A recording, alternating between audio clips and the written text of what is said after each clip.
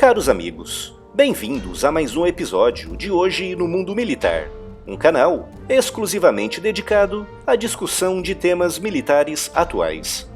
O Mundo Militar em Revista, episódio número 77.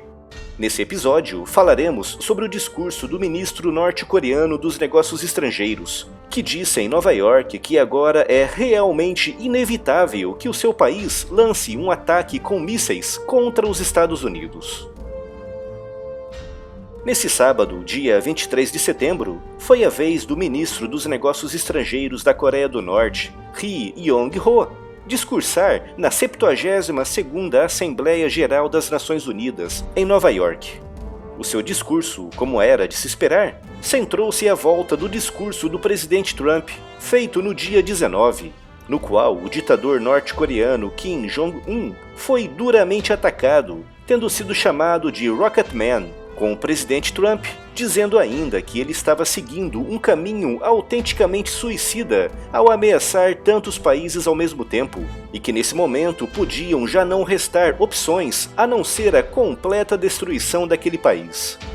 O discurso do ministro norte-coreano foi uma resposta direta ao presidente Trump, que disse que agora era inevitável um ataque de mísseis norte-coreanos contra os Estados Unidos.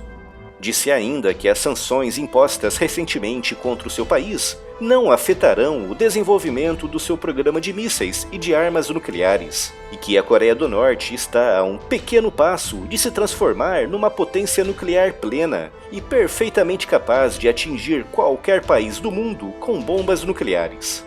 Vale lembrar que esse mesmo ministro disse há poucos dias atrás que o seu país iria realizar um novo teste nuclear, mas dessa vez diretamente sobre o Oceano Pacífico. Isso levou a que ontem, dia 23 de setembro, os Estados Unidos realizassem voos com bombardeiros e caças muito próximos do espaço aéreo norte-coreano, numa clara demonstração de força e também de provocação. Como é óbvio, nenhum dos dois lados quer dar o primeiro passo.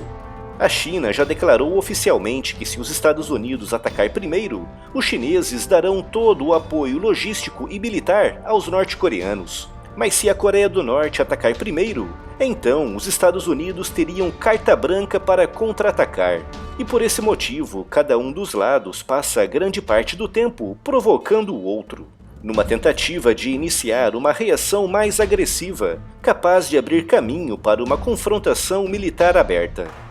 Com as recentes declarações norte-coreanas sobre o tal teste nuclear na superfície do Oceano Pacífico e sobre a inevitabilidade de um ataque com mísseis contra os Estados Unidos, bem como as trocas de farpas e de insultos pessoais entre o Trump e o ditador Kim Jong-un, mostram que um acordo está cada vez mais distante e que o caminho para a guerra está cada vez mais desimpedido.